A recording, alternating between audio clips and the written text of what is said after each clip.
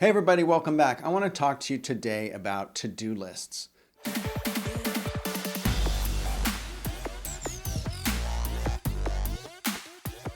To-do lists are great. They can keep you on task, they can keep your business running smoothly, they keep things organized, but also to-do lists can sometimes end up owning you. So I want to share with you today some tips I have for how to conquer to-do list hell.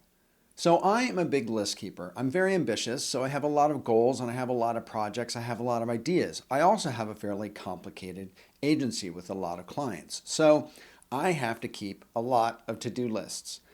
And to-do lists are great. Like I said, they can keep you on task. They can keep you focused. They can keep you remembering things that might otherwise slip through the cracks. I have client projects, I have agency projects, I have personal projects, I have personal brand projects, I have family projects and home projects and creative projects. I have all sorts of things going on, and I'm sure that you do too. I've kept to-do lists my whole life. I have since I was a little kid. I like the idea of, I would have 3 things to do that day and I could check all of them off and I would feel a sense of accomplishment.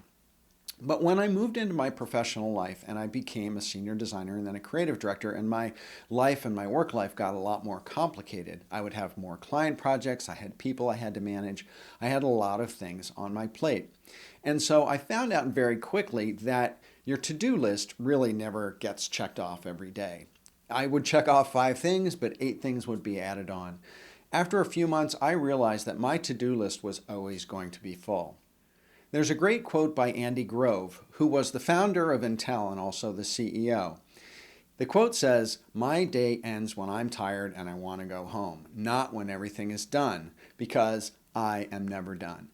And to-do lists can make you feel that way, that you are never done. But they don't have to torture you. They don't have to send you into to-do list hell. And so I'm going to share some tips I have for how you can organize and manage and own your to-do list rather than your to-do list owning you. Now, to begin with, one of the things that you can do that's very helpful is to establish in your mind how long you're going to work every day. Because your to-do list is never going to be done, you are always going to have a list at the end of the day. And it's hard, I find it hard to actually stop at the end of the day when I feel like I can get more things done. So figure out and make a decision around how long you're going to work every day. Is it 8 hours? Is it 10 hours? Is it 12 hours? Are you coming in at 7 and leaving at 4? Whatever your schedule is going to be, set a schedule for yourself and try to stick to it. Now, I understand as creative professionals or entrepreneurs, things pop in and there are emergencies and you have to take care of projects. But having a concept of what your goal is going to be for when you're going to leave at the end of the day will help you turn off that to-do list hell in your head in terms of how you can stop and how you can kind of tie up your day. Now also, as much as you want to capture and schedule everything that you have to do for work on your to-do list, I encourage you to do another thing, and that is schedule time in your day for health, so walking, going to the gym, doing yoga, whatever that is, scheduling family time and relationship time, time with your spouse, time with your kids. Schedule time to feed your brain, to inspire yourself, to educate yourself. And scheduling time for training, for learning new things, for expanding your skill set. You want to make sure that you are scheduling time in your day for the things that are also going to make you more productive in your work and better at your work. And also maintain that work-life balance that's so critical. You want to be very intentional about the decisions that you make because they will affect your life and your business as a whole.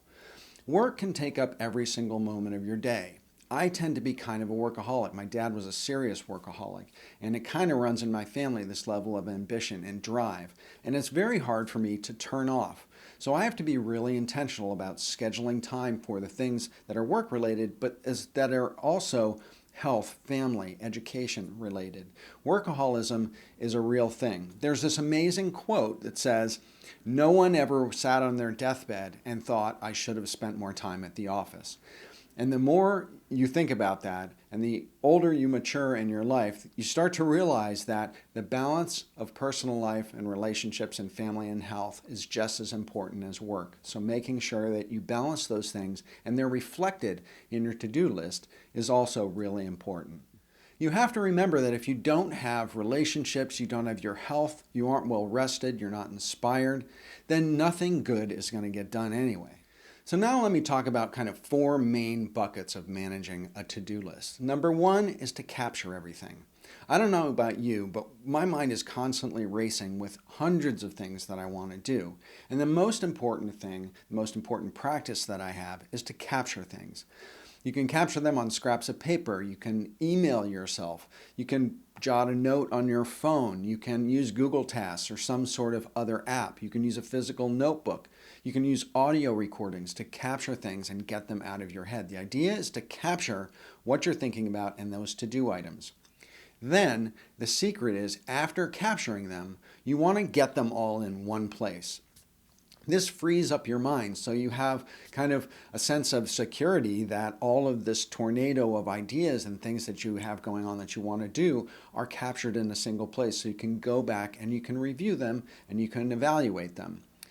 So there are lots of apps that can help you do this. There are things like Asana and Trello and Monday.com and FunctionFox and Evernote. There's Todoist.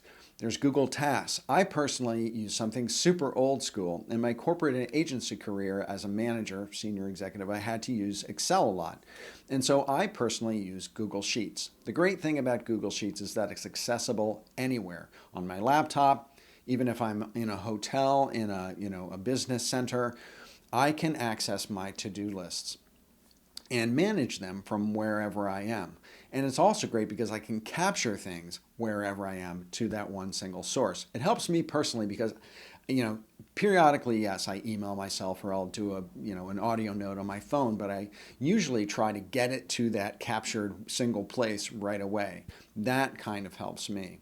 One of the tricks I use is I happen to use Google Chrome as my browser, and so I set up my to-do list as startup documents. So whenever I quit Chrome or I'm starting up my laptop and Chrome pops up, the first thing that pops up is that to-do list. I always have it open on my desktop all of the time, and it's really helpful because when something pops up or I think of something or something crosses my desktop or email that sparks a to-do that I have to do, I can capture it immediately in that to-do list. Now, number two is prioritizing. Learning to prioritize your to-dos is probably the most important skill that you can work on and develop over your career, and it's a never-ending process. But paying attention to how you prioritize can really help you feel more comfortable about your to-do list. You can color code things. You can prioritize them 1 through 4. You can assign high, medium, low priority to things. You can drag them, and just keep them in a physical list order so the highest priority things are at the top. The other thing you want to learn how to do is how to evaluate your tasks on a set of criteria. Some of the criteria that I use are, number one, is it of real value? So does it serve my goals? Does it serve my business goals? Does it serve me financially, or does it serve me emotionally? What is the real value of that to-do list item? Another thing I judge things on or prioritize things on is it critical or is it a nice to have? So if it's critical, meaning I have to pay the rent on my office, I don't pay my rent, I get kicked out. That's critical, right? And then there's, taking extra time to file all of the client folders that I have on my desk. That's a nice to have. That's not an absolute critical. So being able to prioritize between critical and nice to have is another way to approach prioritization. Another thing you can assign to to-do lists is, what is the investment necessary? So what is the time investment necessary? Is there a financial investment necessary? Do you need resources? Do you need partners? What's the kind of mental capacity or time or focus that you have to do that to-do? Those are also aspects that you can use to prioritize your tasks. Now, number 3 is edit. You have to learn how to edit your to-do list and to be ruthless in getting rid of tasks that really aren't that important. It's so easy for to-do lists to get larger and larger and larger, and then they become this hell. They start to own you. So being able to go back and review regularly your to-do list and edit out and just delete things that are not that important is a critical skill to develop. Remember, just because it ends up on your to-do list doesn't mean you It actually has to stay there. It doesn't mean that you actually have to do it. It's just a choice that you made to capture it there. You want to evaluate all your goals and all your to-do items against each other. How do they stack up? What's that prioritization? And if it's something is falling to the bottom of the prioritization regularly, delete it. Just get rid of it. You can ask yourself a simple question. You can say, what if I didn't do it? Would there be any kind of repercussions? If there aren't, that's a good indicator that you might just be able to delete it. Get rid of that dead wood on your to-do list. You are allowed to delete things. I give you permission. You're allowed to delete things. There are obsolete goals too. When I go through my to-do list, sometimes I have goals that I've had on there for a year and they just keep falling to the bottom. And I have to admit to myself at some point, I'm never going to do this. Or more important goals are always going to come in on top of this one. So let's just clear out the dead wood. Let's just hit delete and let it go. Now, if you're not comfortable actually deleting things on your to-do list, here's another thing you can try. You can create a new list that you can drag those low priority items to. Basically like a graveyard of misfit to-do items. And put them over there and look at that periodically. And you may be able to see that those things are never going to make it back to the main to-do list. You can separate and segment your to-do list into separate lists. And then over time, you may get stronger and may have, the emotional fortitude to let those things go permanently. But that's a technique that you can use. You just have to segregate them on a separate list. And number 4, finally, is calendarize. You want to take your to-do list items or your goals and set them out in terms of a calendar. So you may want to establish to-do list items that are for today, certain ones that are for the week, certain ones that are for the month, certain ones that are based on goal structure. So, a Q1, Q2, Q3, Q4 throughout the year.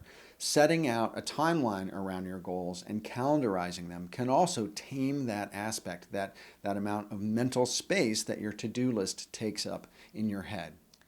So remember, you want to capture, you want to prioritize, you want to edit, and then you want to calendarize.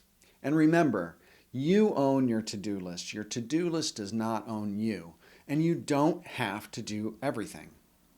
Ask yourself, will it add value? Will it add value to my clients, to my business, to my relationships, to my life? Will it add value to my bank account? Be intentional about what you put on your list and then also what you actually are signing up to do. So that's it. I hope you enjoyed this video on taming the hell that your to-do list can be. And if you did, please hit subscribe below so you can see my videos when they come out, and visit me at philipvandusen.com. If you need help with your brand strategy, or your professional creative career, reach out to me and let's see what we can do to take it to the next level. And with that, thanks again for watching. Bye for now.